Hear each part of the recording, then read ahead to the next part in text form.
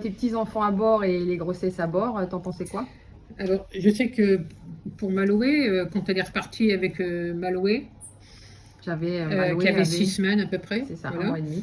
Et j'étais un petit peu surprise quand même. Mais je me souviens que tu as fait cette réflexion, mais et tu es sûre que tu vas pouvoir la nourrir parce que bon, t'as quand même pas une poitrine énorme. Donc, je me suis dit, mais est-ce qu'elle a du lait suffisamment pour nourrir un enfant? Et tu m'avais fait cette réflexion, très judicieuse d'ailleurs. Mais maman, si elle salit ses couches, c'est que elle a mangé.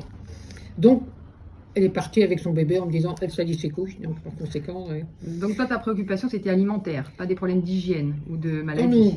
pas de problème d'hygiène, parce que non, non, non, là, j'ai jamais pensé T'as à pas eu ça. peur des maladies, Non, le fait non, de... non, non, bah, de toute façon, au contraire, sur un bateau, t'as moins de risque d'avoir des maladies que.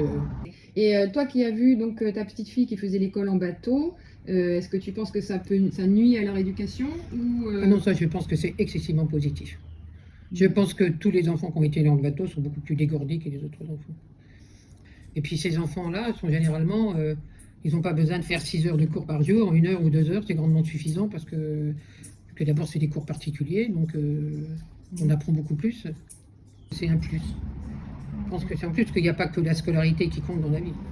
Donc je demandais à maman comment est-ce qu'elle a appris le fait que je voulais partir en bateau.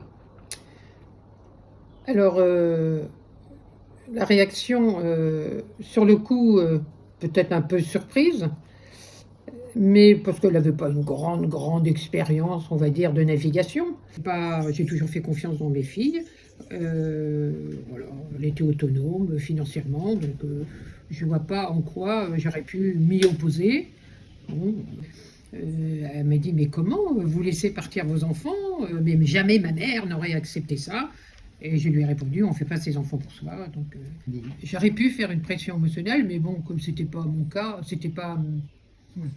Moi, personnellement, j'avais un petit peu souffert de ça étant jeune, parce que on avait une maison au bord de la mer et que quand on n'y allait pas, notre père nous faisait une pression en disant, ah oui, mais j'ai acheté une maison pour vous et vous venez pas. Et voilà. J'étais au contraire très contente que vous fassiez autre chose. Qu'on vive notre vie pour nous. Voilà. Très bien. Et que vous alliez voir le monde ailleurs. Alors je disais toujours à Camille, j'ai dit, tu me téléphones quand tu arrives, mais tu me dis pas quand est-ce que tu pars. Donc j'avais pas de notion de temps exactement. Je pense pas que les enfants qui partent en bateau aient envie de mourir. Donc ils vont faire en sorte de ne pas mourir. Merci beaucoup, maman. Bon, voilà.